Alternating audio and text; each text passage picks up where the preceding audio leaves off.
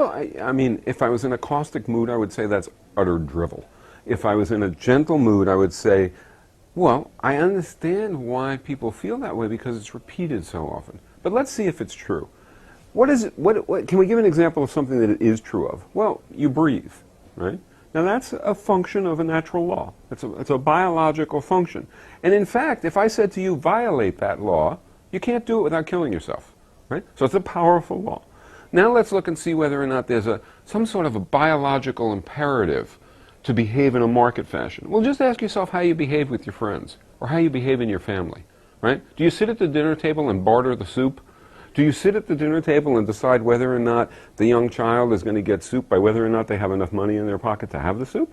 Do you determine the relative value of things in the family by competing for them? Of course not. There's no drive to do that. The drive to do that exists in society is created by the fact that we live in a market system. It's not that the drive is inside us and creates the market system. It's that the market system imposes an environment in which to behave any other way is to lose. So of course we behave that way. So you can think to yourself that it looks like it's coming from us. It looks like it's a law of nature. After all, it's in my personality. It's in my behavior. That's true.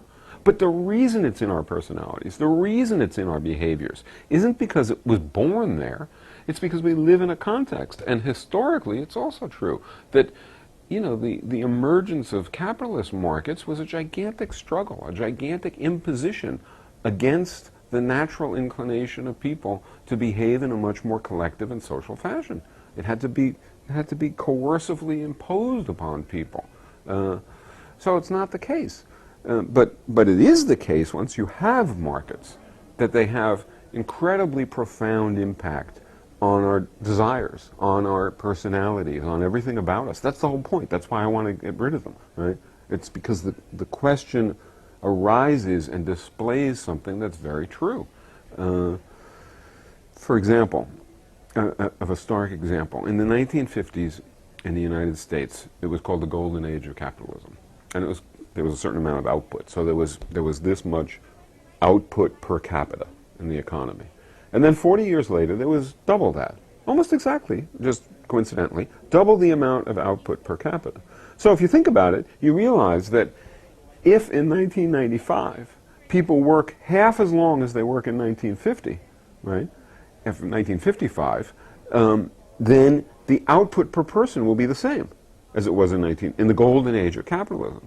So you sort of ask yourself, well, why aren't we working 1 month on and 1 month off? Or why aren't we working a 3.5-hour week? After all, that technological innovation has created a condition in which we can do that, and we'd be as well off as in the golden age of capitalism. So why don't we do it? And the answer is because markets don't let us. It's not that everybody got together and decided we'd rather work twice as long as we could. And in fact, people work longer than they worked in 1955. People didn't decide, I want to do that. I mean, even the rich lawyers didn't decide, I want to do that. Rather, market competition compels it, coerces it. Because if you don't do it, you get out-competed.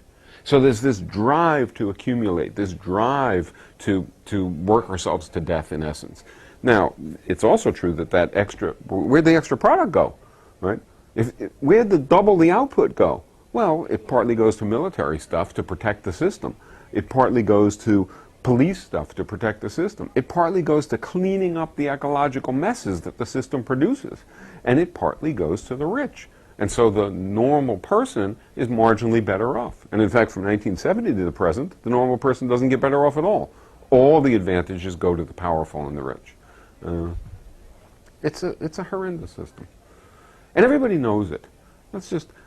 If you look at popular TV, or you look at the bestseller list, and you sort of read the novels in it, it is incredible the extent to which the thrillers and the legal thrillers and I read this stuff and the mysteries and so on. It's incredible the extent to which they'll have things like the pharmaceutical company that's trying to get a profit by dumping its waste or by creating an incredible abomination of a product or by hurting its sick people, etc.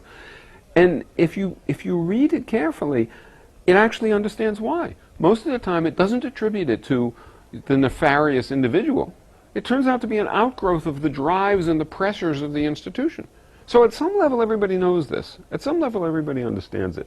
But as you say, they think of it like aging.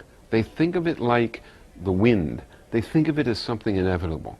And so they feel like, yeah, I know it, but I don't want to wallow in it. I don't want to compete in it. In fact, I'd rather hide from it because it's so miserable. And there's nothing you can do about it. Well, the fact is there is something you can do about it. You can change it. I mean, we can actually live under a different system. Just imagine somebody saying under cannibalism or under slavery or under dictatorship, well, there's nothing you can do about it. Well, they'd be wrong. There is something you can do about it. You can get beyond these archaic systems and move closer and closer to fulfilling human capacities. And that's what we need to do.